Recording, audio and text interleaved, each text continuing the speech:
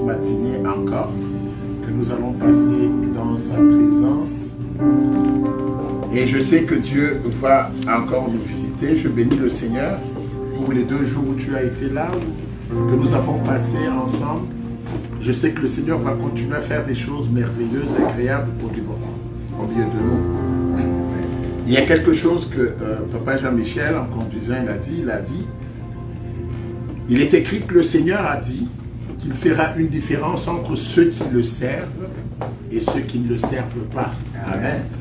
C'est clair parce que Dieu a dit il y aura une différence entre ceux qui servent Dieu et ceux qui le servent. Ce qui fait que quand on ne voit pas, nous ne voyons pas cette différence dans notre vie, nous devons nous questionner. Amen. Nous devons nous questionner. Écoute, je dis que je sers Dieu, mais pourquoi je ne vois pas cette différence? Et je bénis beaucoup le Seigneur parce que depuis vendredi, on est en train de parler de la délivrance, de cette délivrance qui doit s'opérer dans la vie de chacun de nous. Et le principe de base que j'ai mis, c'est que nous devons comprendre que tout est spirituel. D'abord, tout est spirituel. Il n'y a aucune chose qui est matérielle seulement. Tout ce que nous vivons est spirituel. Ce qui fait que quand il y a des choses, c'était ça le principe de base que j'ai énoncé. Et je vous ai dit, ce qui fait que quand il y a des choses qui ne marchent pas, là où nous pouvons aller les arranger, c'est dans le spirituel. Parce que tout ce que nous vivons est conséquence du spirituel. Mais malheureusement, le diable nous a amenés, nous les enfants de Dieu, à confondre les principes, à nous battre dans le matériel. Quand tu te bats dans le matériel, tu es chaque fois en retard. Parce que la décision, ce n'est pas dans le matériel que ça se passe. La décision, c'est dans le spirituel. Et c'est pour ça que nous nous retrouvons en train de courir et de courir. On n'arrive jamais à changer les choses. Parce qu'au fait, nous sommes sur un mauvais terrain qui ne peut pas me permettre de changer les choses. Ce que je suis aujourd'hui a été établi par hier dans le monde spirituel. Mais si je veux, moi, changer ce que je suis aujourd'hui, étant aujourd'hui, c'est déjà impossible. Parce que c'est clôturé, ça c'est un résultat. Pour changer un résultat, il faut aller avant. Amen. À moins qu'on triche, qu'on soit un tricheur. Soit les tricheurs, tu peux regarder le processus, tu regardes juste la réponse. Amen. Parce que tu n'as pas le temps de tout changer. Et ça n'arrange pas la vie. Et c'est ce que nous faisons. Nous voulons tricher la vie des autres. Tu regardes l'autre, ça marche dans sa vie. Tu veux faire un copier-coller. Mais tu ne sais pas pourquoi lui, il est à ce résultat. C'est pour ça que dans la vie, bien aimé, ne vous comparez jamais. Le résultat que vous voyez dans la vie de tel, vous ne savez pas c'est quoi qui s'est passé dans le spirituel. Parfois, nous voulons juste, ah, tel est comme ça, moi aussi je vais. Tu ne sais pas quel est le travail qu'il a fait dans le spirituel. Tu ne sais pas s'il a vendu son âme au diable. Tu ne sais pas combien d'années de délivrance il a passé. Tu ne sais pas. Une chose qui est vraie, comme je vous l'ai dit, on doit être heureux de ce que nous sommes, mais jamais être satisfait. Parce que quand tu es satisfait, tu es bloqué. L'insatisfaction, c'est ça la base du développement. C'est ça la base de chercher quelque chose de nouveau. Quand vous êtes tout le temps satisfait, vous serez dans le confort. Et comme je dis, ce qui ne progresse pas est en train de mourir. Amen. Aujourd'hui, je vais essayer de clôturer, mais je ne pourrai pas clôturer un message aussi grand que la délivrance. Parce que je vous ai dit, il y a beaucoup de points qui touchent à la délivrance. On peut faire, sans prétention, un séminaire de tout un mois. Pour parler, pour aller toucher, parce que ce sont des choses, il y a beaucoup de compénétration dans la délivrance. On peut parler des possessions. Les possessions, il y en a de toutes genres. On peut parler de l'obsession. On peut parler de l'oppression. On peut parler des blessures intérieures. On peut parler des liens sataniques. On peut parler dans les trucs. Maintenant, on peut aller par catégorie. Des démons, de type de démons qui agissent. On peut parler des maris et des femmes de nuit. On peut parler de l'opération des esprits de mort. On peut parler... Il y a plein d'opérations. Alléluia. Et ce n'est pas ça notre rôle. Notre rôle, c'est juste on veut avoir l'aperçu pour mieux les chasser. Alléluia. Amen. Ils peuvent être aussi nombreux qu'ils veulent, mais nous avons le pouvoir de le chasser. Mais c'est juste pour dire, je veux essayer de récapituler quelque chose par lequel j'ai commencé pour qu'on passe à comment maintenir la délivrance. Alléluia. Et c'est aussi, en un jour, je ne pourrai pas tout donner. Je veux juste donner 1 ou 2 points qui vont nous aider à comprendre. Bien aimé, avant de continuer, je vais d'abord vous dire qu'on était en train, tout le monde sait, on était en train de parler de réclamation satanique. Et juste, j'ai introduit et je passe au sujet d'aujourd'hui. Les réclamations sataniques, je vous ai dit que d'abord, tout humain est sous la réclamation parce qu'il est enfant d'Adam. Parce que Adam s'est vendu au diable. Et tout humain, regardez même Jésus, il est entré dans ce monde. Le diable est allé vers Jésus et dit, adore-moi, je veux te donner toute la gloire du monde. Et je voudrais insister et vous dire, tu ne peux pas avoir la gloire dans ce monde si tu n'es ni avec le diable ni avec Dieu. C'est pour ça que vous allez voir la plupart même des gens qui sont dans la musique, la fameuse musique du monde, tous ces jeunes qui cartonnent, tu dois signer de pacte quelque part. Tu ne peux pas t'élever si dans un des mondes spirituels, tu n'es pas élevé. Tu dois signer, tu ne peux pas. On ne perce pas la gloire du monde, le diable ne la donne pas pour rien. Amen. Ou tu es avec Dieu qui est le maître de tout et qui t'impose, ou tu es avec le diable qui gère la gloire du monde parce que Adam lui a vendu cette gloire. Amen. Et j'ai dit, nous vivons d'une façon ou d'une autre, une réclamation.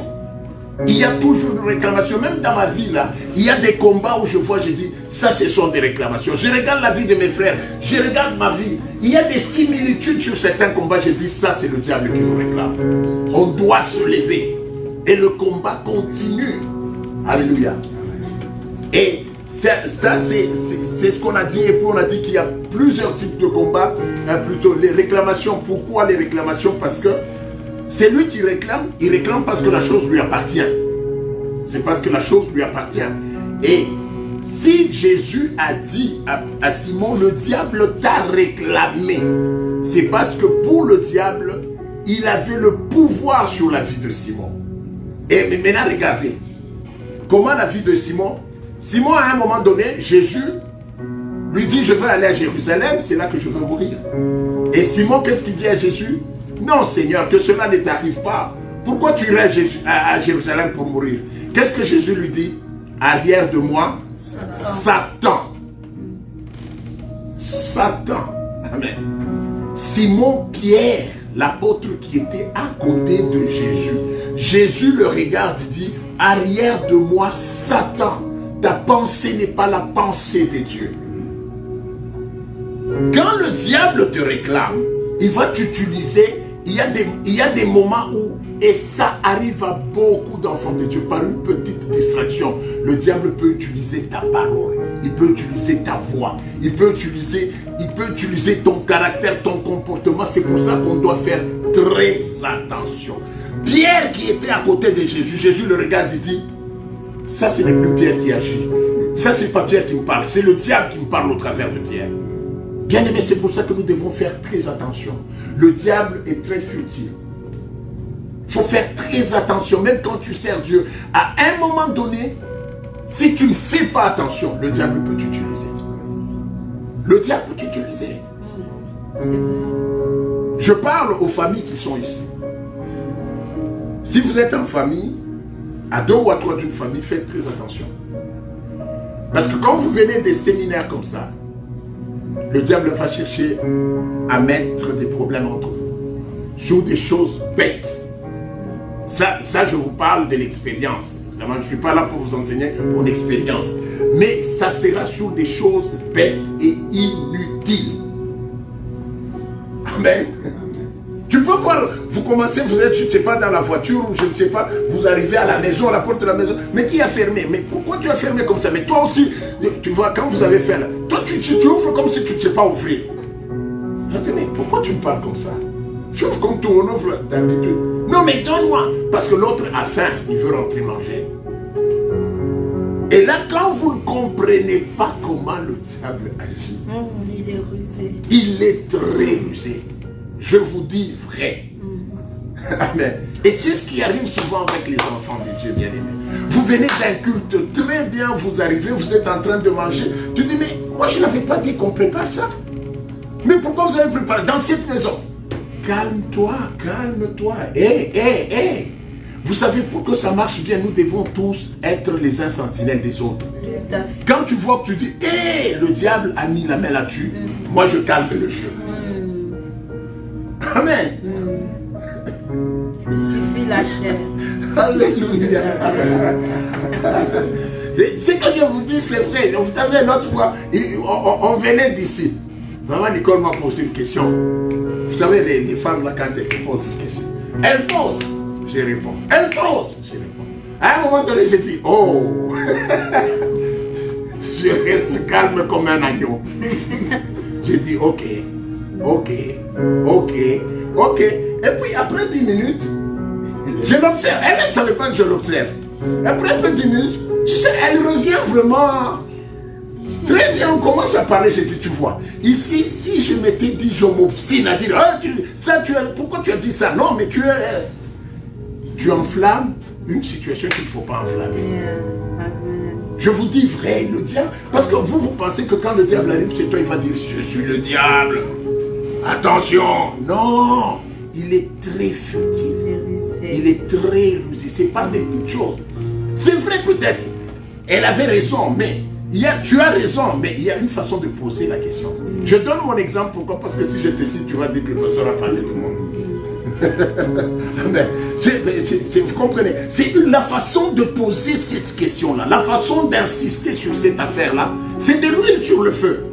Mais il faut être averti. Dans des moments comme ça, même quand on va terminer cet enseignement, faites très attention. Il sera là pour vous irriter, je le sais. Il sera là pour mettre la mésentente, je le sais. Ce que je vous dis, je n'ai pas besoin d'être prophète. Je sais que ça se passe comme ça. Oui, toujours. Alléluia. Amen. Votre amen me prouve qu'il y a quelque chose. Alléluia. Amen. Alors, parce qu'il nous cherche, il sait ce que nous avons. Il sait la valeur de ce que nous avons. Et il est en train de nous réclamer. Il te voit, tu pries. Il y a ceci qui commence à arriver. Il dit, tu n'as pas le droit, tu dois reculer. Tu n'as pas le droit d'avancer, tu dois reculer. Comment tu me quittes comme ça? Comment tu vas me quitter? Alors, bien aimé, aujourd'hui, je termine en parlant en disant ceci, que je vais parler sur comment conserver, comment garder et conserver la délivrance. Alors, la première chose d'abord, je veux dire, une délivrance inachevée est très dangereuse. Une délivrance inachevée est très dangereuse. C'est pour ça que, au fait, on doit chercher la délivrance jusqu'à la voir. La plupart des gens, qu'est-ce que ça arrive? Vous arrivez à l'église, vous avez prié, on a prié pour vous. Il y a des démons qui sont manifestés ou ils sont partis. Parce que il n'y a personne qui a vraiment le microscope pour voir, ok, ils sont tous partis. Il n'y a pas. Je vous dis, ils sont partis dans un domaine, ok? Mais c'est que nous devons travailler pour nous rassurer de conquérir toute la vie. Amen. Toute notre vie doit être conquise. Une délivrance à moitié faite est dangereuse. Et la plupart des gens font. Tu vas dans l'église, on commence une délivrance, on dit, ah, les esprits sont partis. Ils sont partis. Amen. Tu rentres dans ta vie comme avant. C'est peut-être juste un domaine qui a été libéré. Écoutez ce que la Bible dit en ce qui concerne ça. C'est Exode 23, verset 27 au verset 30. Si Steve peut nous le lire. Exode 23 du verset 27 jusqu'au verset 30.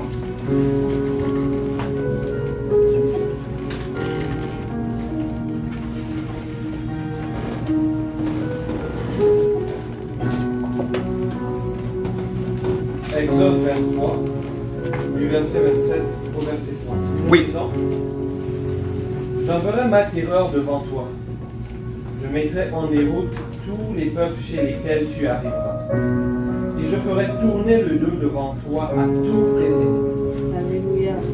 J'enverrai les frelons devant toi et ils chasseront loin de ta face les Hiviens, les Cananéens et les Hétiens. Je ne les chasserai pas en une seule année loin de ta face, de peur que le pays ne devienne un désert, que les bêtes des champs ne se multiplient contre toi. Je les chasserai peu à peu loin de ta face, jusqu'à ce que tu augmentes en nombre et que tu puisses prendre possession du pays. Amen. Amen. Alléluia. Amen. La Bible dit, c'est Dieu qui est en train de parler à Israël. Il dit, écoutez, je veux envoyer le flairon, le frélon. Aïe, aïe, aïe, aïe. Je vais envoyer ce que vous avez dit. Ça va chasser vos ennemis devant vous. Vous allez conquérir. Mais je ne veux pas le faire en une seule fois. Parce que si je les chasse, le pays est trop grand. Vous ne saurez pas occuper tout le pays. Et si je chasse, le pays va rester vide quelque part. Et la partie qui va rester vide, les animaux vont se multiplier. Et ces animaux qui vont se multiplier vont se lever contre vous pour vous détruire. Vous comprenez là où il y a le principe? Dieu dit, je veux vous donner la conquête de tout le pays. Mais je veux vous donner en fonction que vous grandissez. En fonction que tu grandis. C'est en fonction de ton épanouissement que je vais te donner ton héritage. Il y a des choses qui vous appartiennent. Il y a des choses qui sont à vous. Mais que vous ne pouvez pas posséder parce que vous n'avez pas grandi suffisamment afin de posséder tout le territoire. Pourquoi? Parce que le vide, il faut toujours avoir l'horreur du vide. Toujours avoir l'horreur du vide. Et ça se voit beaucoup dans la délivrance. Bien-aimés, vous devez travailler jusqu'à ce que votre délivrance devienne complète. Regardez, je vous ai parlé hier de l'Égypte. Quand Israël arrive en Égypte, Pharaon commence à négocier. Pharaon commence à négocier. Ah, quand on parle, tout c'est fait. Pharaon commence à négocier. Qu'est-ce qu'il négocie? Il dit au peuple, écoutez, adorez, mais restez dans le pays. Amen. Vous ne pouvez pas partir. Pourquoi? Parce que l'Égypte, là, les Israélites, ils étaient importants pour l'économie. C'est eux qui étaient en train de bâtir les pyramides. Il dit, non, j'ai besoin de vous, tu ne peux pas partir comme ça. Adorez le pays, adorez, mais restez dans le pays. C'est ce qui arrive. Je vous le dis là, le diable te dit, va à l'église. Bon, ok, tu te plains beaucoup de la maladie, bon, ça ne va plus te faire mal, mais écoute, tu restes quand même. Reste là, prisonnier. Mais tu es là, en prison, tu vois juste une petite lueur. Et tu penses que tout est accompli. Et pourtant, ce à quoi Dieu t'appelle. Bien aimé, il y a des familles, il y a des gens ici, quand tu regardes ta vie, toi-même tu dis, je ne suis même pas à la moitié de mon potentiel. Je ne suis pas à la moitié de mon potentiel. Et même, pour vous le dire, les gens qui vous regardent, souvent ils vous ont déjà dit, mais toi, ça se voit que tu seras grand. En fait, tu reflètes la grandeur. C'est ça la vérité sur ta vie.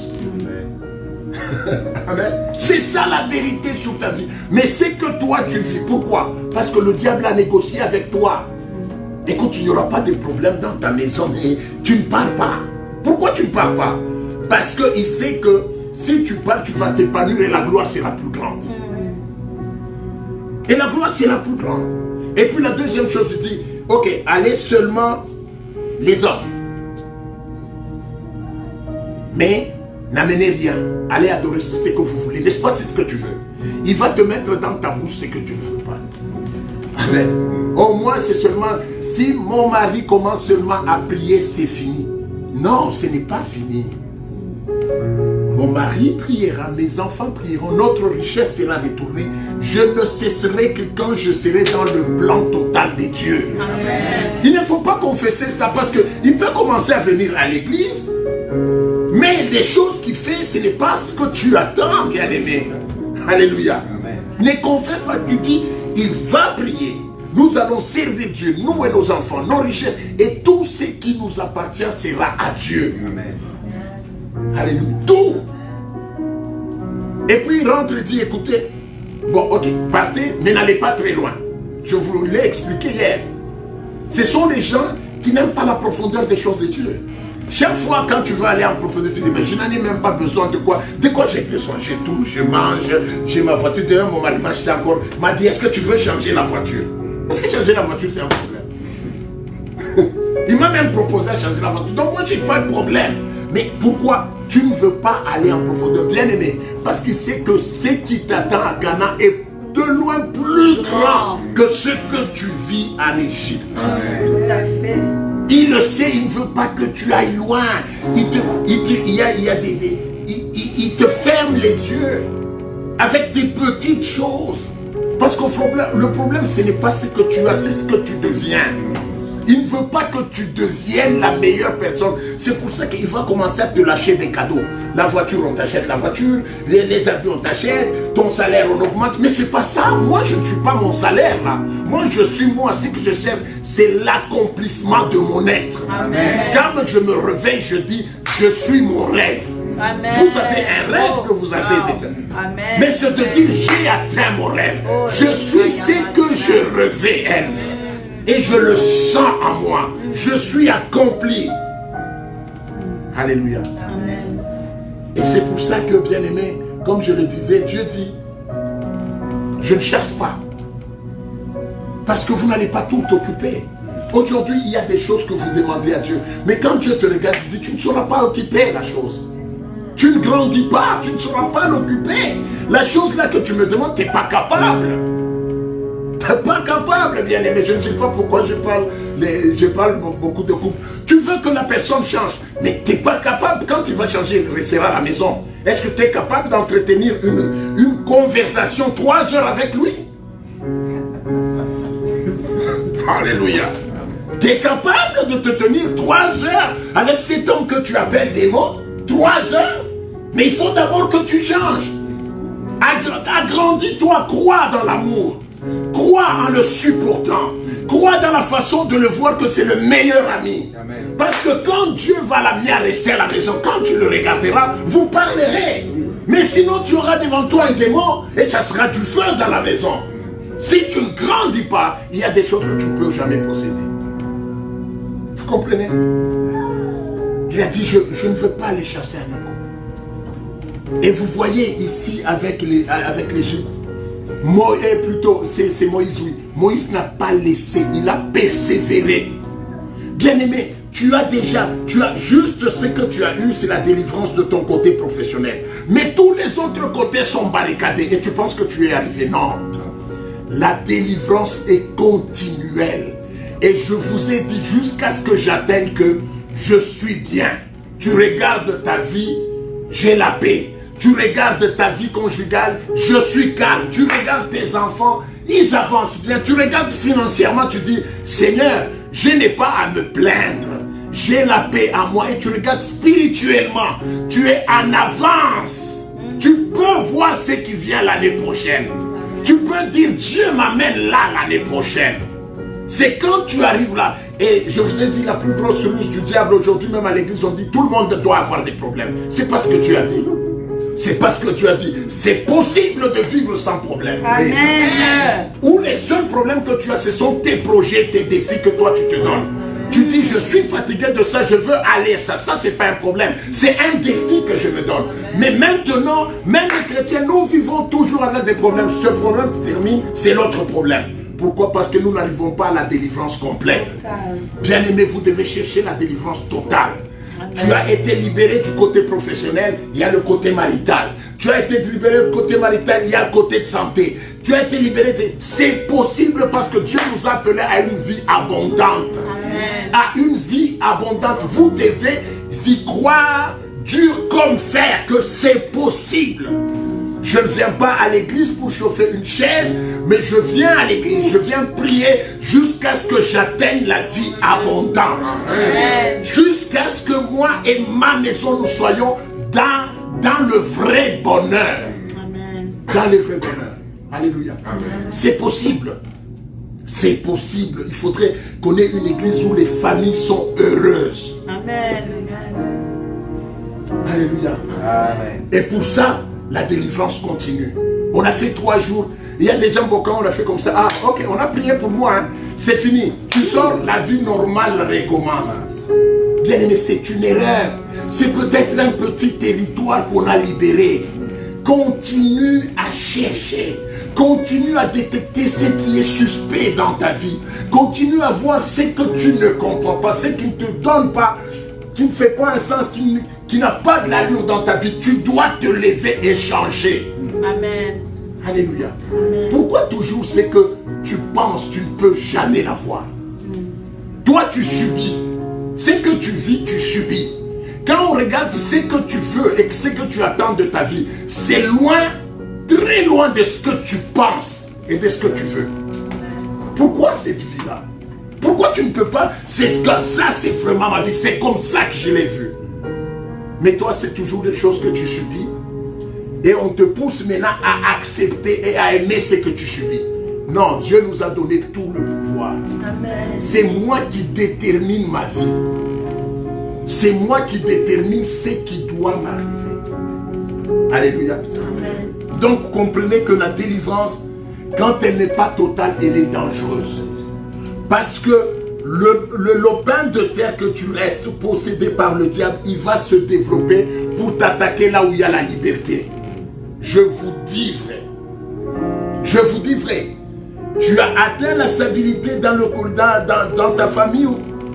Mais si dans les finances, ça ne va pas, les finances seront le deuxième problème qui vont amener là, qui vont déstabiliser le couple. Alléluia. Amen. Vous serez bien, mais le soir, tu vas te lever. Non, les enfants n'ont pas ça. Cet homme qui est bon, restant à la maison, tu vas dire, maintenant tu deviens fainéant. Avant, c'était dit que tu sortais beaucoup. Mais tu dois trouver maintenant un autre malheur par rapport. Et pourtant, il a été changé. Mais il est toujours à la maison. Tu te dis, mais ça, c'est quel mari? Toujours la mère de tel fainéant. Ça devient un autre problème. Pourquoi? Parce qu'il y a un domaine qui n'a pas été libéré. Le domaine qui n'a pas été libéré va créer un problème au domaine qui a été libéré. Alléluia. Amen. Tu as un travail, tu performes bien, mais quand ta santé ne suit pas, à un moment donné, ça sera, on veut te donner la promotion, mais on dit, mais à cause de ta santé, ça n'ira pas. Tu t'absentes trop, on sait que tu es vraiment, tu le peux, mais à cause de ta santé. La délivrance qui n'est pas totale est dangereuse. Hier, nous avons chassé, nous avons prié, tu as prié même dans ta maison. Mais tu n'es pas encore devenu grand pour gérer tout ton héritage. On doit gérer. L'homme, tu as une capacité extraordinaire. Bien-aimés, nous devons nous réveiller pour aller jusqu'à la possession totale de notre héritage. À la possession complète de notre héritage. Au point où quand tu te lèves, tu regardes ta vie, tu regardes ta famille, tu regardes ton... Tu dis, Seigneur, tu es digne d'être adoré. Vous avez déjà senti cette joie-là, où tu commences l'adoration sans musique. Parce que tu regardes ceci, ça va. Tu regardes ça, tu dis, oh my God. Tu regardes encore, tu dis, tu cries, Seigneur, tu es merveilleux. Tu sens que l'adoration vient de ton âme. Tu ne la forces pas. Quand tu dis merci, Seigneur, ce n'est pas le merci, Seigneur, que tu dis comme stratégie pour que Dieu change les choses. Parce qu'il y a des fois où tu dis merci, tu dis c'est une stratégie, comme ça peut-être il va changer. Mais là c'est le vrai merci. Amen. Tu pleures de bonheur. Amen. Tu pleures de grâce, tu dis Seigneur, qu'est-ce que j'ai mérité? Je ne fais qu'avancer. Je suivais quelqu'un d'autre, un monsieur qui disait tout projet que je prends réussit. Je peux me dire je laisse ça, je commence à ça réussir. Je ne sais pas, bien-aimé, on doit arriver à ce niveau-là. C'est ça le niveau des vrais enfants de Dieu. Amen. Des vrais enfants de Dieu. Où tout ce que tu touches marche. Je réussis. La personne avec qui tu marches, sa vie est changée. Alléluia. Il suffit que tu penses à quelque chose, la chose s'accomplit. Il suffit que tu pries pour quelque chose, la chose arrive. C'est ça qui doit être notre vie. Amen. C'est ça qui doit être notre vie. Mais pour le moment, la vie des chrétiens, ce n'est que consolation. Quelqu'un qui c'est toujours plein de problèmes. Mais où est le pouvoir que Dieu nous a donné? C'est parce que nous ne voulons pas, bien-aimés. Nous ne voulons pas que les choses changent. Nous nous contentons des miettes, des miettes, des miettes. Alléluia. Amen. Une délivrance complète qui n'est pas complète est dangereuse. Et comme je l'ai dit, une délivrance doit être conservée, maintenue. C'est très important. Et Steve, tu vas nous lire dans Matthieu 12, verset 43 au verset 45. Merci, s'il te plaît. Matthieu 12, verset 43-45. Nous lisons. Lorsque l'esprit impur est sorti d'un homme, il va par des lieux arides, cherchant du repos, et il n'en trouve point. Alors il dit, je retournerai dans ma maison d'où je suis sorti. Amen. Et quand il arrive, il la trouve vide, balayée et ornée. Il s'en va, et il prend avec lui 7 autres esprits plus méchants que lui. Ils entrent dans la maison, s'y établissent, et la dernière condition de cet homme est pire que la première. Il en sera de même pour cette génération méchante. Alléluia. Amen. Vous comprenez?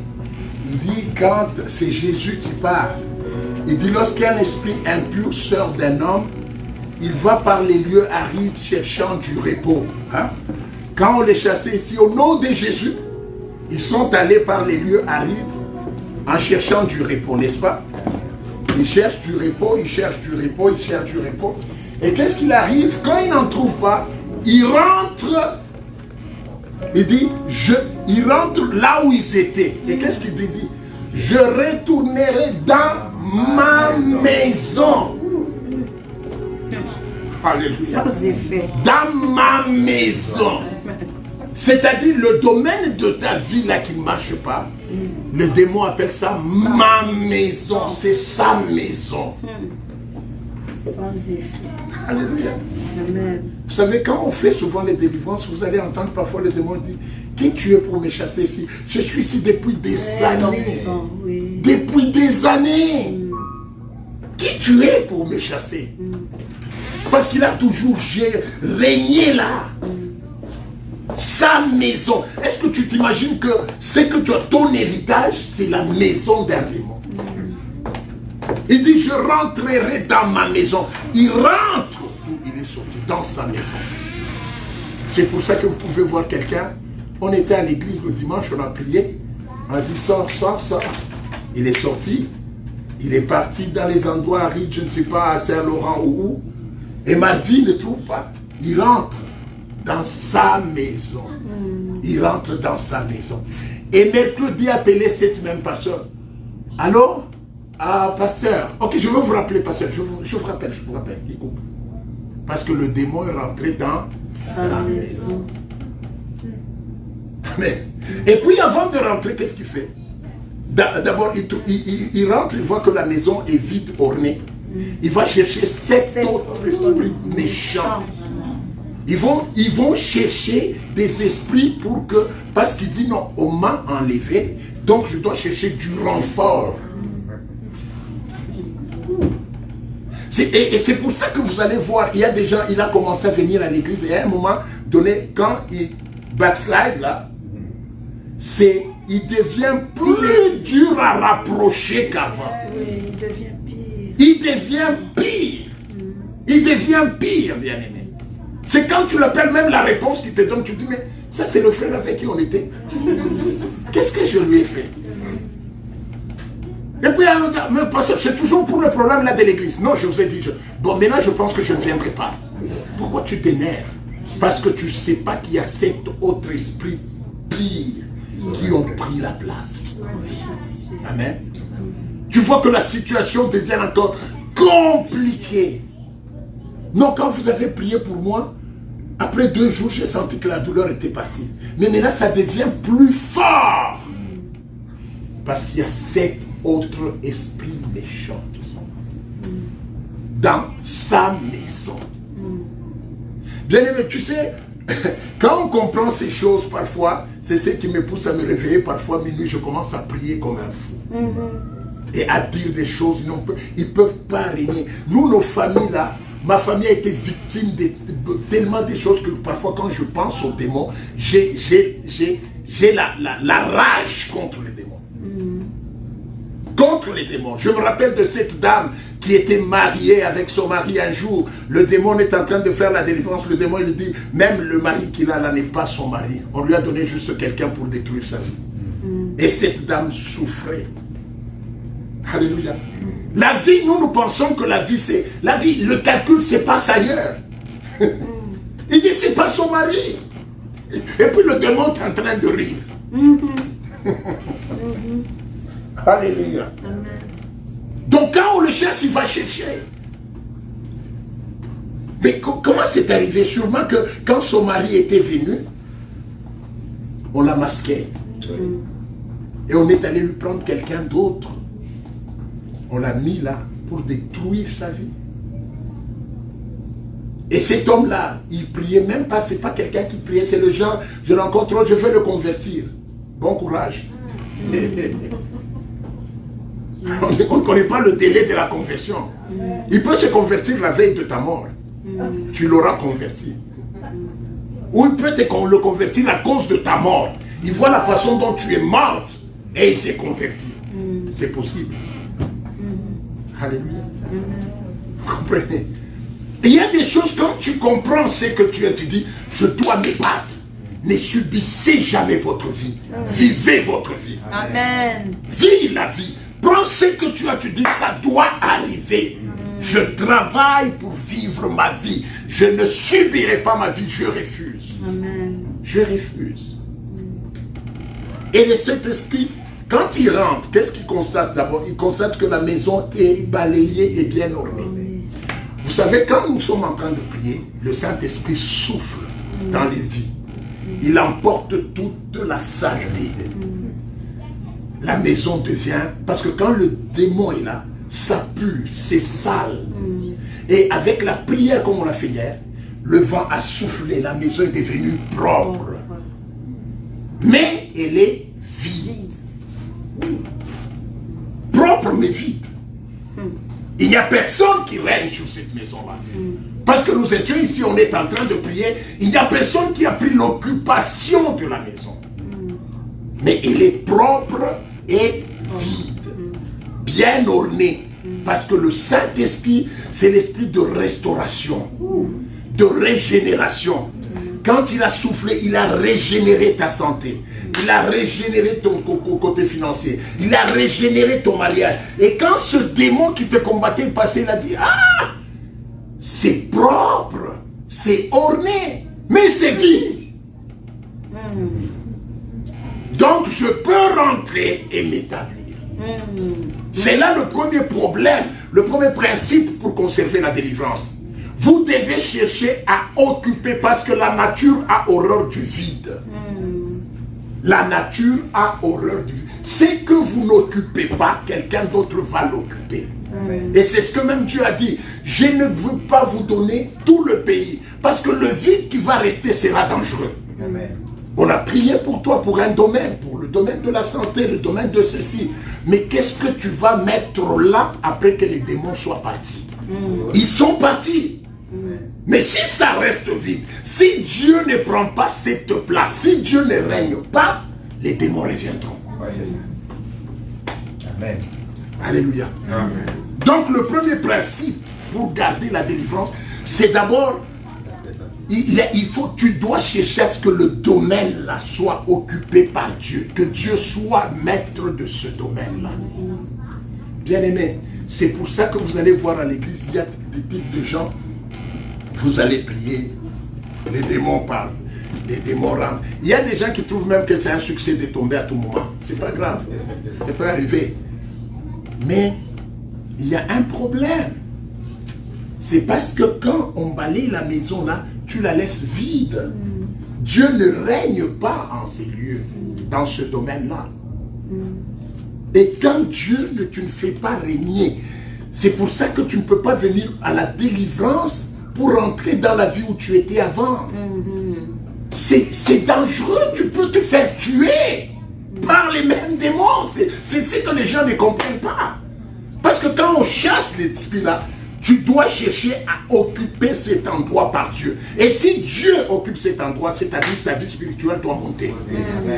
Quelqu'un qui est passé par la délivrance, tu n'as plus le temps de regarder derrière. C'est de dire, Seigneur, remplis ma vie, remplis mon mariage, Seigneur. On a chassé le démon, oui, mais fais que Dieu règne. Seigneur, viens régner maintenant dans ma santé. Chaque matin, quand tu te lèves, appelle le règne, proclame le règne de Dieu dans sa santé. Proclame le règne de Dieu dans ce domaine qui a été libéré. Proclame le règne de Dieu. Seigneur, tu es maintenant le maître de ma santé. Seigneur, tu règnes dans mon couple. Seigneur, tu règnes dans mes finances. Seigneur, tu es mon tout dans ça. Tu dois amener le règne de Dieu là où était le règne du diable. Ne tombez pas et puis c'est fini. Non, on m'avait délivré, c'est fini. Ah? Alléluia. Amen. L'endroit qui était vide. La plupart des gens, ça reste vide. C'est surtout l'église, comme aussi l'église. Vous savez, l'église, nous prêchons le plein évangile. On ne peut pas toujours prêcher la délivrance chaque jour, ok? On prêche le plein évangile. On a fait une délivrance il y a 6 mois, mais après cette délivrance, tu penses que tout est ok. Oui, c'est le départ pour une nouvelle vie. Mais ça dépend de comment tu vas gérer cet espace. Seigneur, règne. Quelqu'un qui, bien aimé, tu as été au combat avec les démons. Tu ne peux pas sortir de ce combat-là, c'est fini, ta vie normale commence. Mais tu seras, c'est là que le diable détruit la vie de plusieurs. Vous êtes là, on commence avec vous la conquête de tout votre héritage. Amen. On est au combat chaque jour. Au combat sur le plan mental, c'est-à-dire quand je ne pense pas, je pense en termes de vainqueur. Amen. Chaque jour, j'ai quelque chose à récupérer. Chaque jour, j'ai quelque chose à conquérir. Même dans vos... Regardez, je veux vous dire, quand tu regardes ta vie, tu vas voir que la plupart des gens ont finalement les mêmes prières chaque jour. Mais ta vie a combien de domaines? C'est parce que tu es focalisé seulement dans un seul domaine.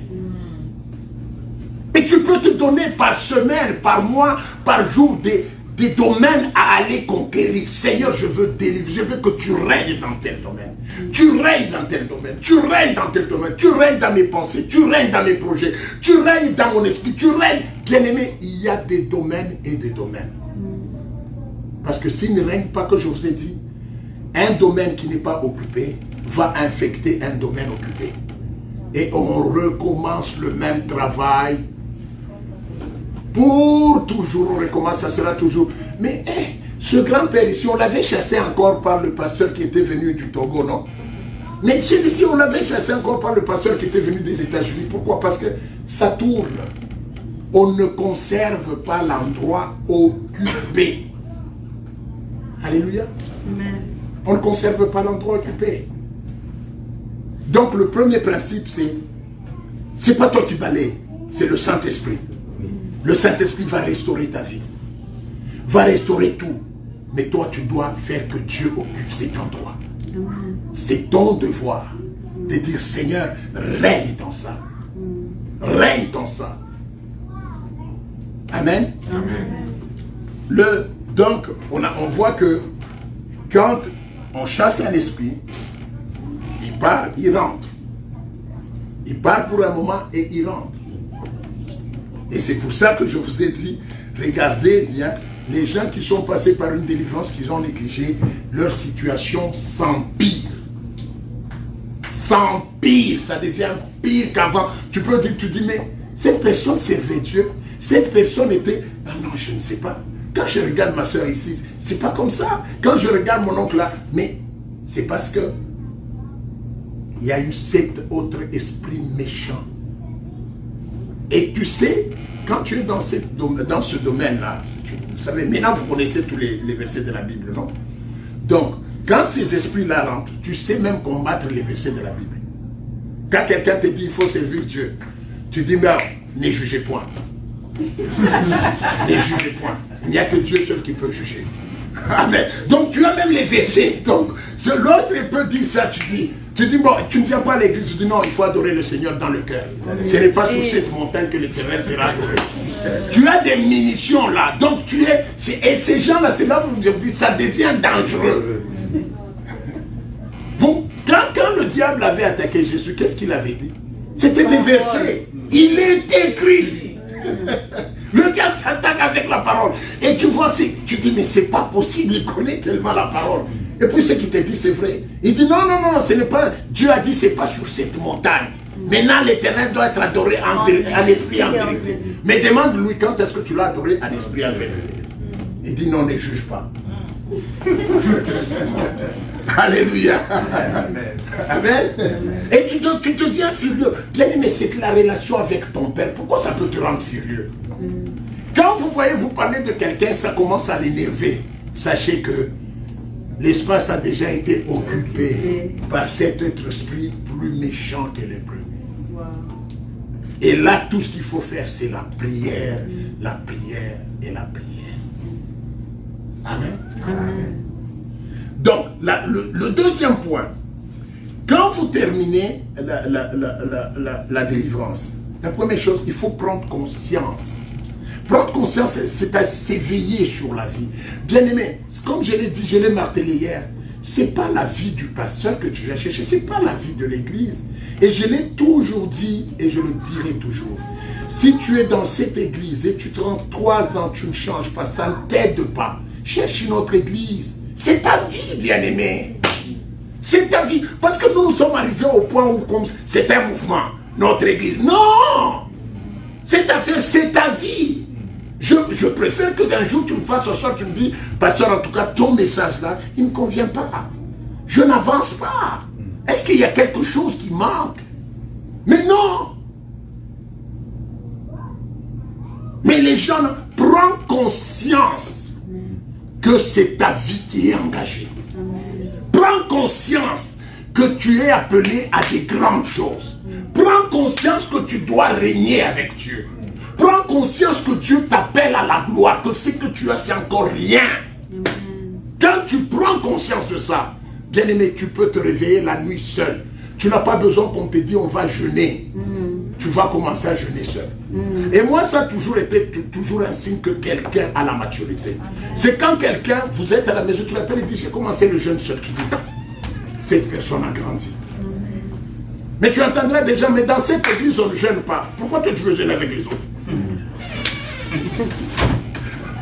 Alléluia.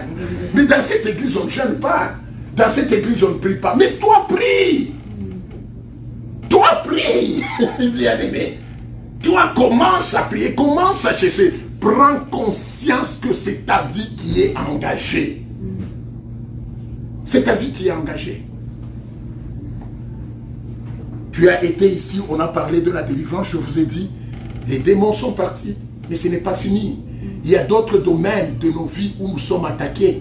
C'est à nous de nous lever pour libérer toute la vie. C'est un combat. Amen. Je vous ai dit l'autre fois que, prenons juste des sorciers, les sorciers vont dans leur monde là chaque nuit. Mais toi tu pries une fois par semaine. Tu as un ennemi qui s'entraîne chaque jour. Toi tu pries une fois par semaine. Et même quand tu pries, tu ne sais pas c'est quoi le Saint-Esprit, tu ne sais pas c'est quoi. Tu es confus là. Et puis tu dis Dieu ne me laissera pas. Oui. Vous savez que je vais vous dire quelque chose qui va vous choquer. Devant Dieu, nous sommes esprits. Même si tu meurs, tu es esprit. Lui-même est esprit. Donc si tu meurs, il ne va pas dire oh là là, catastrophe. Parce que tu deviens comme lui, esprit. Amen. Donc nous devons prendre conscience de ça. La prise de conscience dans la délivrance est très importante. Je prends conscience de ce que je cherche. Qu'est-ce que je cherche? c'est pas seulement ma santé, c'est ma restauration totale et complète. Amen. C'est la restauration là de tout l'homme et de tout homme. Donc tout mon être, avec tous les domaines connexes, doit être libéré, restauré. Amen. Alléluia. Amen. Est-ce qu'on se comprend? Tout à fait. Il ne faut pas dire, non, c'est seulement, parce que moi, mon problème, c'est seulement le travail. Non, bien aimé, ce n'est pas vrai. C'est seulement le travail que tu sais. Même quand le travail va s'arranger, les autres domaines vont détruire le travail. Prendre conscience. La troisième, c'est que nous devons protéger et libérer nos pensées. Alléluia. Pour conserver la délivrance, nous devons changer nos pensées. Nos pensées. Je donne toujours cet exemple parce que je sais pas, c'est plus simple. Ok? Je prie, je dis, Seigneur, que mon mari se convertisse. Et puis tu dis, bon, on vient de prier, on dit, Seigneur, Dieu va agir. Mais toi, dans ton langage, c'est toujours ce démon-là. Alléluia. Ce démon-là. Bien-aimé, si tes pensées ne sont pas changées, la vraie délivrance commence à partir de tes pensées. Amen. C'est à partir de tes pensées. Qu'est-ce que je cherche? Qu'est-ce que je veux? Qu'est-ce que je vois? Quand je regarde mon foyer, quand je regarde mes enfants, quand je regarde mon avenir, je me vois un homme qui va réussir. Même si on parle du chaos, tu dis, le chaos qu'on sait qu'on va concerner les autres. Moi, je ne sais pas comment, mais j'y réussirai. Amen. À partir des pensées, à partir de tes pensées. Et je vous dis une autre chose. Ne pensez pas qu'il y a quelqu'un d'autre qui a plus de pouvoir sur votre vie que vous. Pour dire non, mais s'il va... Non, j'ai tout le pouvoir sur ma vie. J'ai tout le pouvoir sur ma vie. Donc, vous devez gérer vos pensées. Regardez Israël. On va lire le verset après. Israël, Dieu il vient les libérer. Il les libère. Ils commencent à marcher. Ils arrivent devant la mer Rouge. Ils regardent derrière. Il y a les Égyptiens qui viennent. Devant la mer Rouge, qu'est-ce qu'ils ont dit? Oh Moïse, pourquoi tu ne nous as pas laissé mourir en Égypte? Est-ce que l'endroit où tu vas mourir est important? Que ce soit en Égypte ou dans le désert. C'est la mort. Vous comprenez? C'est-à-dire, on les délivrait, mais en eux, ils n'étaient pas délivrés. En eux, ils étaient encore en Égypte.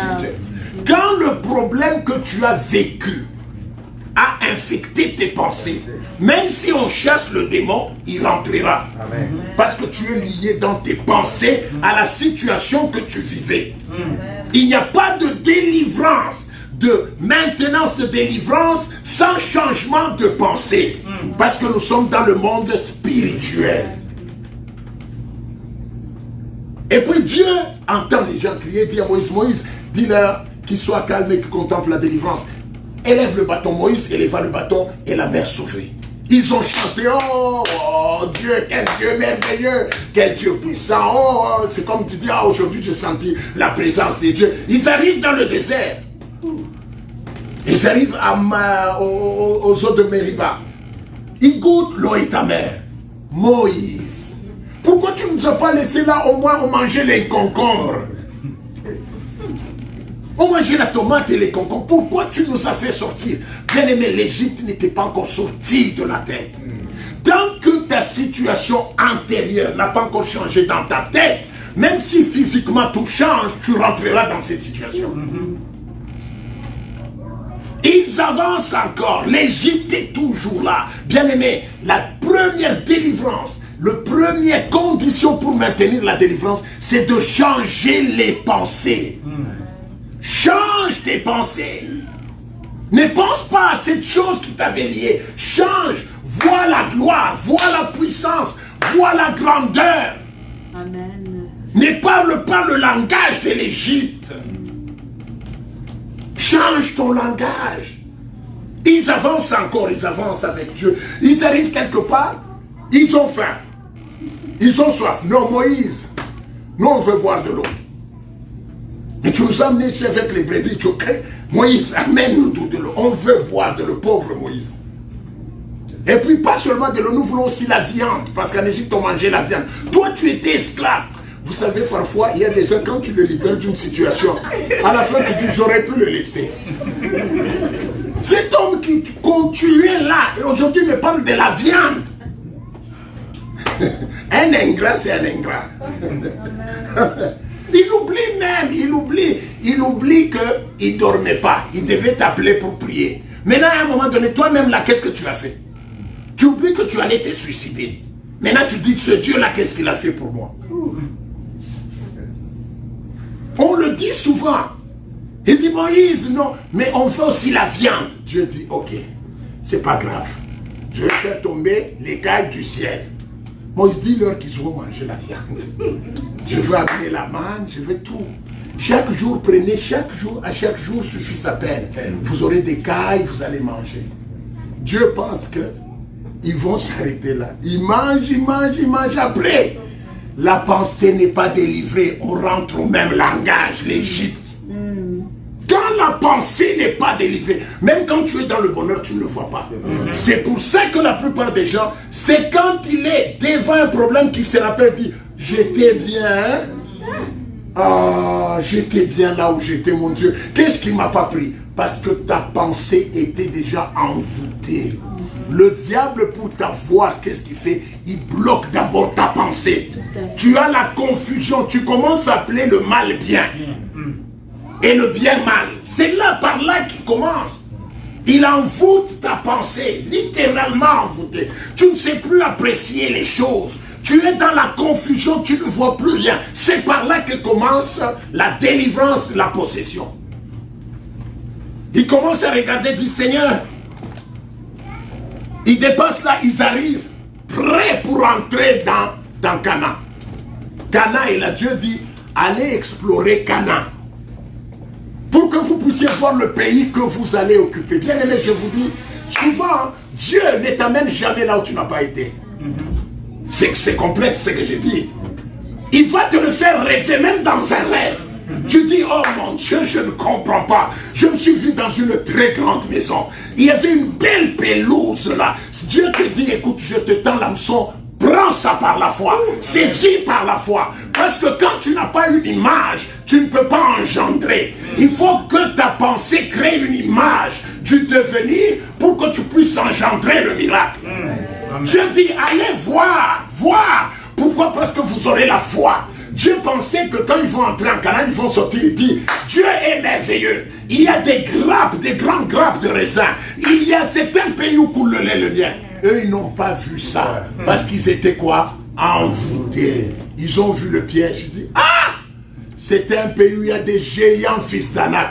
Nous sommes à leurs yeux comme des sauterelles. Bien aimé, un homme, une personne envoûtée. Tu peux lui montrer ça, c'est blanc. Lui, il faut mettre.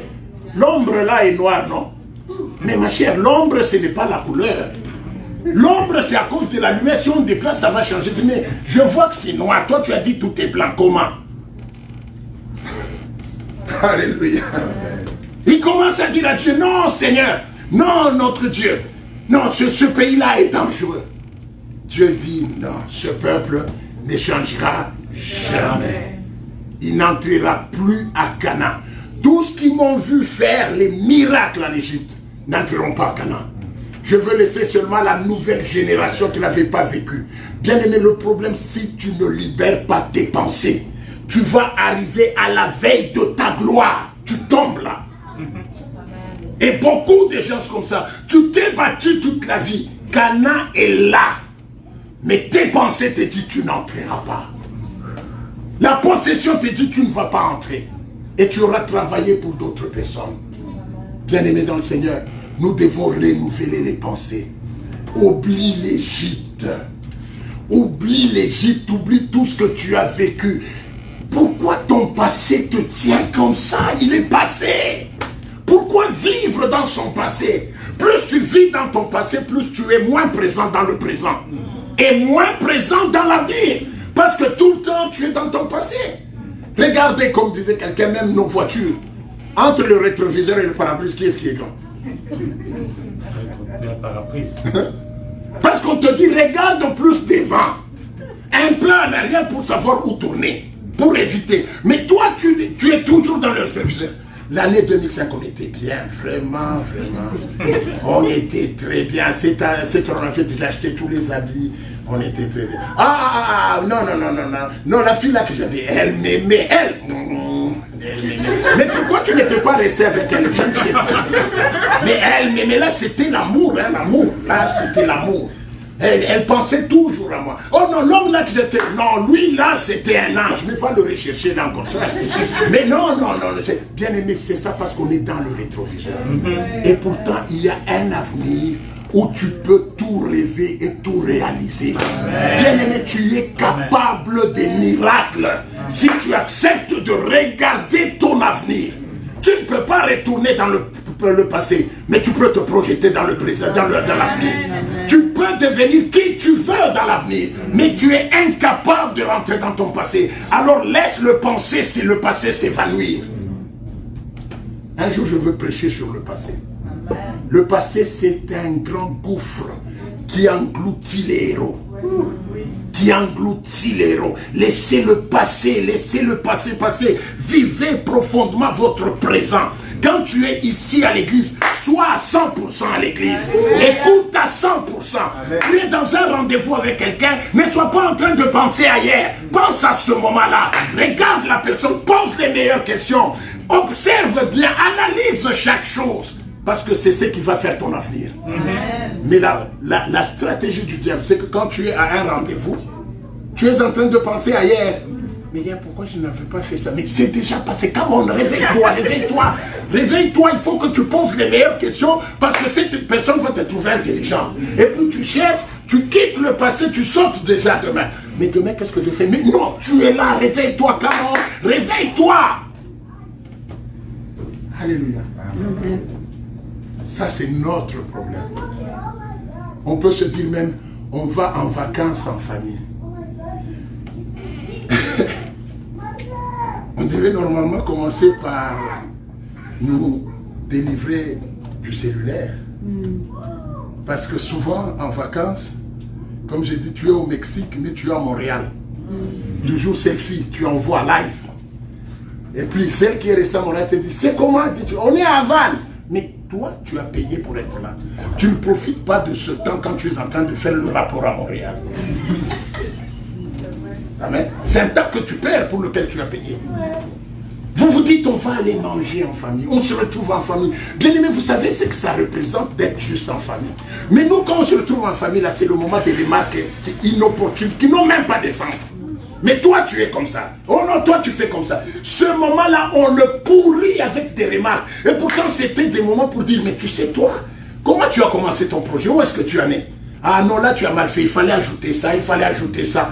On s'enrichit mutuellement. Mais nous, ce sont les moments des remarques. Mais pourquoi tu ne m'as pas fait le remarque au couloir? Pour que le temps de famille soit un temps de gloire. C'est parce que nous sommes bloqués. Bloqués dans les pensées. Si ça ne déclenche pas là, bien aimé, il y a beaucoup de pasteurs, des bishops, des chrétiens qui meurent avec toutes les promesses. J'ai serré la tête et non la queue, mais il est mort la queue. Alléluia. Parce qu'on ne comprend pas la délivrance des pensées. Libère tes pensées. Libère ce que tu vis, ne doit pas t'emprisonner. Libère-les. Si tu ne te libères pas dans les pensées, tu ne sauras jamais vaincre. Celui qui est vaincu dans les pensées, il est vaincu dans la réalité. Amen. Première chose, protégeons nos pensées. Protégeons nos pensées. Quand tu te dis de commencer à prier pour une histoire, change l'appellation de l'histoire. Amen. Amen. Tu pries pour un enfant. Au lieu de dire quoi, ah, je prie pour cet enfant qui est impossible. C'est ce que tu déclares, ça reste impossible. Dis, je prie pour ce champion. C'est la folie. Dis ce que tu veux parce que tu es dans un processus de changement. Alléluia. Et c'est très important. Nous ne voyons pas la délivrance, mais parce que nos pensées n'ont pas changé. Quand tes pensées n'ont pas changé, rien n'a changé. Rien n'a changé. L'esprit, on l'a chassé, il va rentrer. Parce que tout est pareil en toi. Beaucoup de gens n'ont pas conservé la délivrance parce qu'ils n'ont pas changé leur pensée. Israël, ils ont vu même la manne tomber du ciel dans le désert. Ils ont vu la mer s'ouvrir, bien aimé. Il leur restait juste une petite chose. La mer a fui devant eux. Le sentier s'est frayé dans le désert. Le rocher a fait couler de l'eau. La manne est tombée, les cailles sont tombées. Juste une chose de dire, Seigneur, tu es capable, tu vas nous donner ce pays. Amen. Il y a beaucoup de choses que tu as vues qui prouvaient que tu vas vers la gloire de Dieu. Mais ta pensée, elle est plus forte que tous les miracles que tu as vus. C'est pour ça que tu n'avances pas. Parce que ta pensée n'est pas libérée. N'est pas libérée. N'est pas libérée. N'est pas libérée. Non, ma maladie. C'est pas ma maladie. Ça prend tout le temps que ça prend, mais je confesse la guérison. C'est une folie. Je suis guéri. Je suis guéri spirituellement, je suis guéri. Je sais que dans la chair j'ai des douleurs, mais je suis guéri. C'est pas un mensonge, parce que la foi c'est confesser ce qui est spirituel. De le confesser avec foi. Confesse-le. Confesse-le jusqu'à l'enfanter. Bien aimé, quand une dame commence à concevoir un enfant, déjà elle sent les signes, elle commence à préparer la naissance. Elle voit son bébé, elle voit son enfant.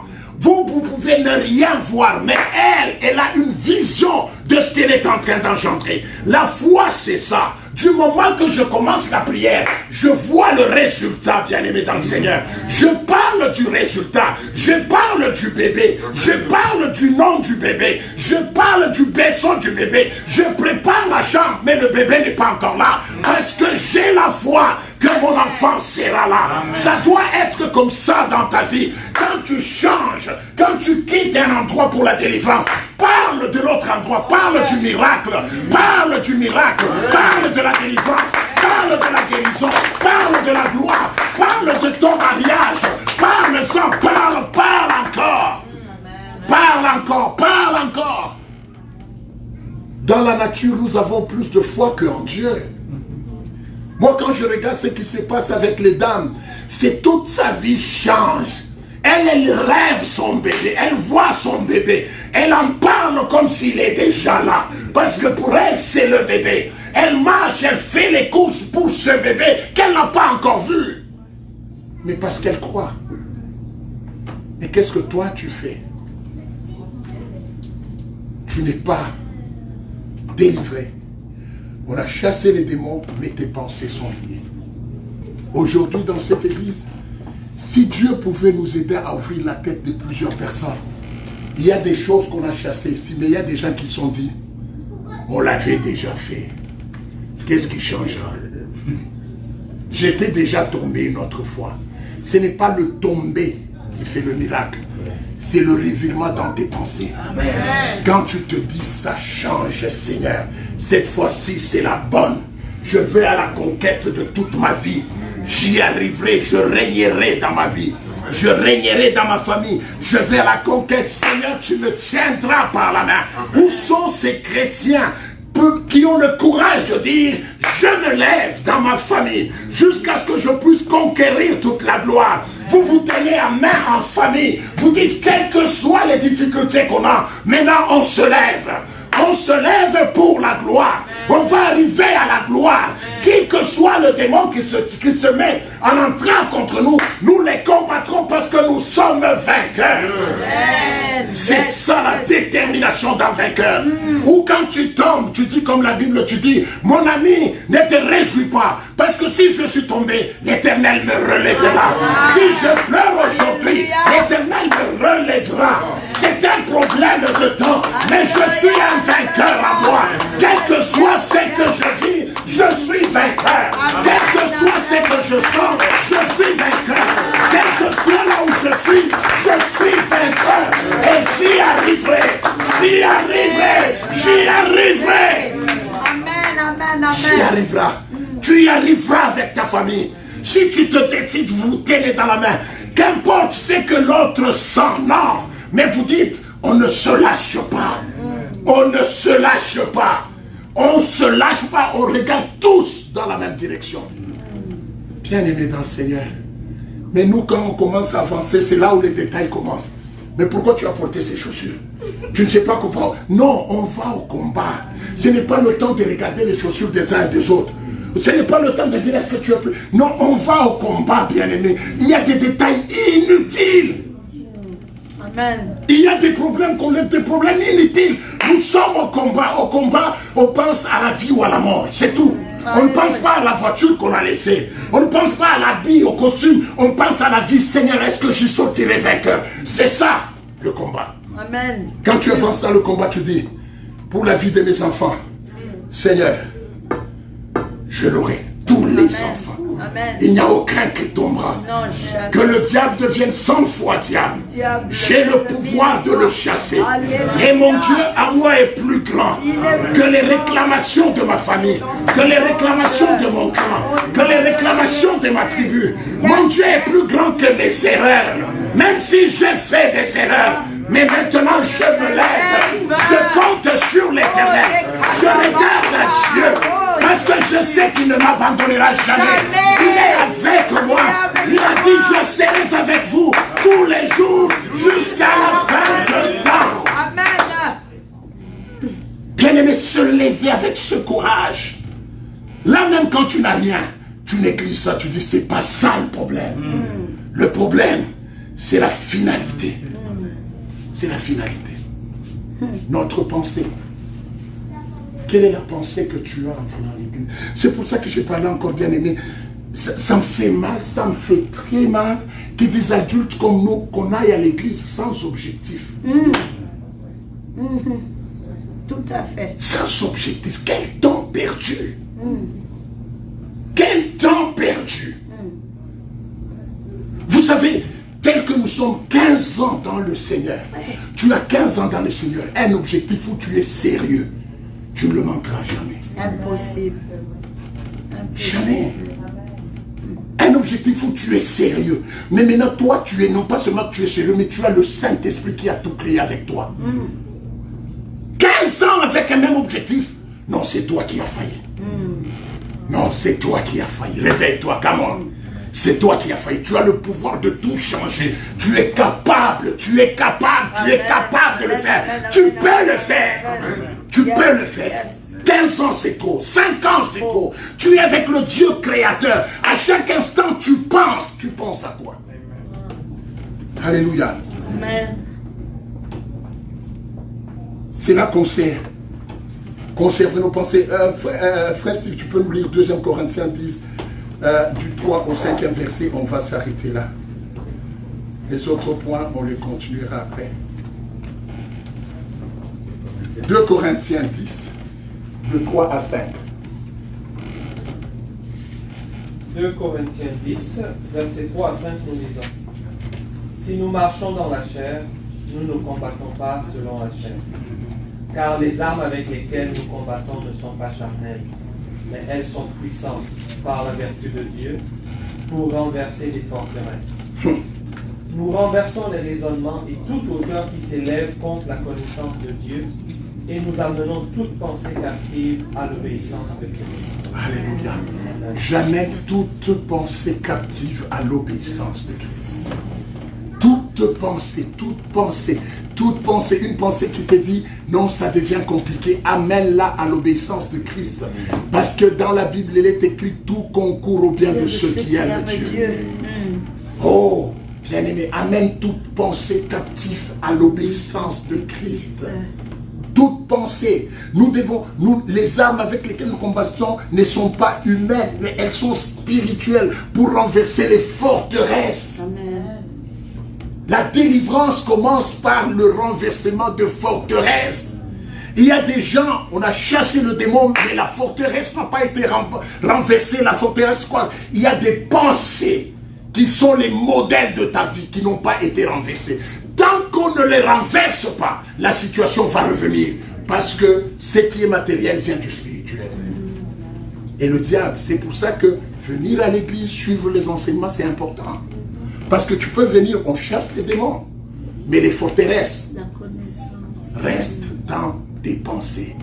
Il faut qu'on aille chasser la forteresse pour que tu maintiennes la délivrance. Vous comprenez là où il y a le problème?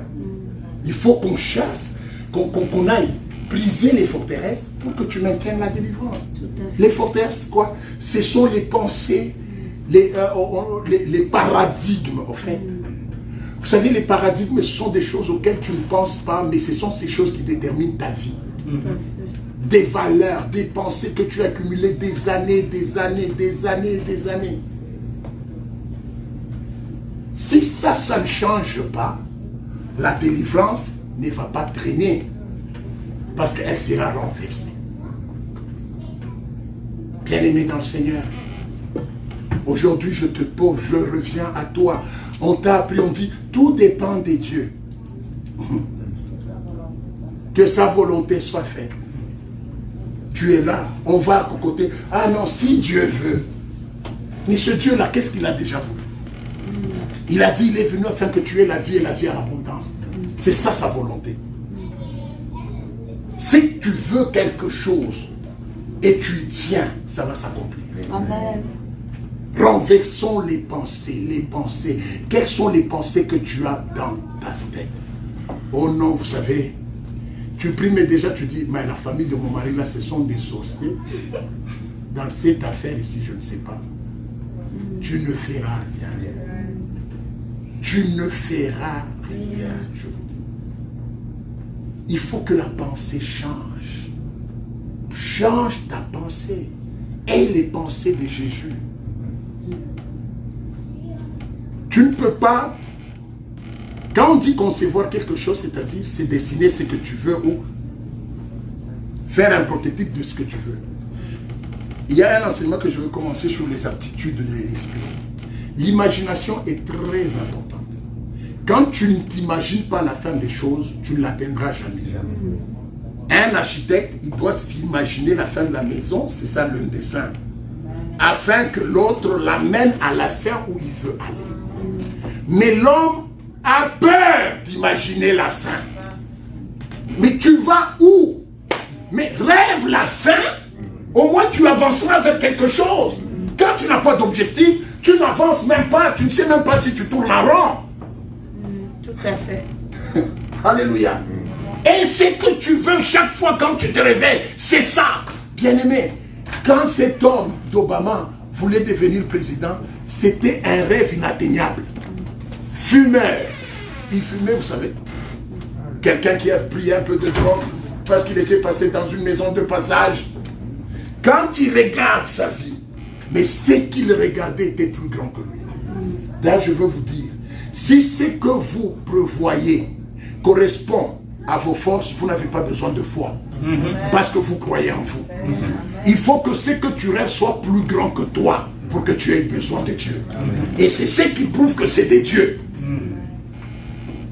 Dieu ne peut pas me dire, hey, il m'envoie un prophète, Jean-Luc, tu vas tenir le mouchoir blanc à la main. Mais écoute, j'en ai la force, Seigneur. J'en ai la force, Seigneur. Tu sais que je peux le faire. Alléluia. Je n'ai pas besoin de quelque chose là. Ce qui est de Dieu, c'est quelque chose où quand tu le regardes, tu dis, je ne pourrai pas, Seigneur. Quand Dieu appelle Moïse pour aller délivrer le peuple, Moïse dit, Seigneur, je ne pourrai pas parler, je n'ai jamais su parler, je suis incapable. Et ça, c'est ce qui prouve que tu es de Dieu. Mais on a des chrétiens avec des projets très bas. Alléluia. Très bas. C'est pour ça que tu n'as même pas besoin de foi. Si tu ne rêves pas grand, bien-aimé, tu marches avec ta capacité. Mais quand quelqu'un qui rêve grand, je crois que même Dieu le regarde et dit, ça c'est ma race. Amen. Ça c'est ma race. Alléluia. J'ai besoin de gens comme ça pour changer le monde. Alléluia. J'ai besoin de gens comme ça pour changer le monde. Il faut des gens qui rêvent. Quand ils regardent, ils disent non Seigneur, ici je vois un pont alors qu'il n'y a pas un pont. Il ne sait pas comment il le bâtira. Parce qu'en ce moment-là, tu ne vas pas le chercher chez les gens, Seigneur, tu vas le chercher dans la prière. Pour dire, Seigneur, je n'ai jamais vu un pont, mais je sens dans mon cœur, on me dit, pont, pont, pont, Seigneur, je ne comprends pas, amène-moi à matérialiser ce pont. La pensée, la pensée, la pensée, la pensée. Donc, pour terminer, bien-aimé, pour que la délivrance puisse rester, ta pensée doit changer. Amen. Parce que c'est ta pensée. La Bible dit, gardez votre cœur plus que tout, car c'est de lui que viennent les sources de vie. Et le cœur qu'on parle là en grec, c'est ça la pensée, c'est simplement le truc de pensée. Tu veux savoir ce que tu seras demain, mais regarde ce que tu penses aujourd'hui. C'est aussi simple que ça. Si tu es embourbé seulement dans comment je vais manger demain, tu ne sauras pas comment manger. Parce que c'est ce qu'il y a dans ta pensée. Alléluia. Amen. Amen. Bien-aimés, comme je vous ai dit, je ne pourrais pas aller très long à cause du temps, mais nous comprenons. Vous avez été ici. Ce qu'on a commencé, on doit le continuer. J'aimerais que des gens se lèvent ici pour dire ma vie doit être totalement libérée. Ma vie doit être totalement libérée. Ma vie doit être totalement libérée. Ça doit être ça. Ne regarde pas ce qui te manque. Ne regarde pas les liens de ta famille. Il y en a, mais tu dois te lever pour libérer toute ta famille. Il y a un jour, je parlais, je ne sais pas à qui. J'ai dit, moi, le premier bien-aimé, quand je vois ma vie, j'étais tout jeune, j'avais 20 ans. Derrière, là, j'ai fait la délivrance des ministres dans mon pays. Ici, ça ne veut rien dire. Parce que chez nous, là, la vie, c'est comme s'il y a des castes. J'ai fait la délivrance.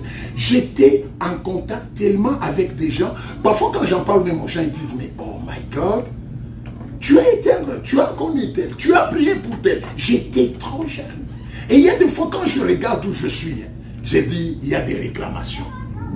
Je dois être, parce que je me rêve toujours grand. Et je le crois.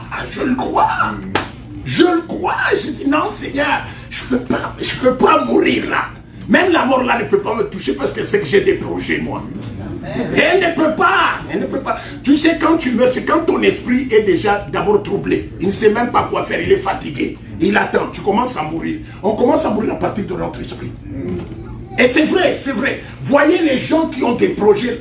C'est même dit scientifiquement, souvent les gens qui ont des grands projets, ils vivent longtemps. Quand toi tu es devant ton ketchup là, tu penses que c'est la fin du monde parce qu'il y a de lait. C'est fini, c'est la fin. Amen. Ou tu t'habilles là, tu dis, oh, je suis arrivé. Hein, c'est la fin. Prochainement, on va t'habiller dans le cercueil. Mais tu regardes, tu dis, ça doit changer. Je dois monter. Bien-aimé, on doit avoir cela et c'est possible. J'aimerais qu'aujourd'hui, qu'on se lève avec une prière pour dire au monde des ténèbres, c'est fini. Je me lève pour la gloire. Je veux libérer toute ma famille. Je veux libérer tout ce qui m'appartient. Je veux libérer tout mon héritage et je veux régner. Alléluia. Amen. Je veux régner sur mon argent parce que je veux utiliser pour aider les gens, pour être d'abord heureux, pour aider les gens, pour soutenir les gens. Je veux libérer mon intelligence. Je veux utiliser toute mon intelligence pour imaginer mon futur. Je veux libérer ma force, ma santé, parce que je veux travailler avec Dieu, avec ma force. Tout ce que je veux libérer, je veux l'utiliser. Il n'y a rien qui ne sera inutilisé. C'est le temps de la gloire, bien-aimé. C'est que nous commençons, ce combat que nous commençons, nous le terminons dans la gloire. Amen. Toute ta vie doit être libérée. Aucune portion de ta vie ou de ta famille restera en dehors. Il faut que tu te lèves et que tu le dises au diable, fini. Je me lève pour la victoire. Amen. Même si les choses se compliquent, ne regarde pas ce qui se complique. C'est toi qui les crées dans le surnaturel. Crée la situation que tu veux. Que Dieu vous bénisse. Amen.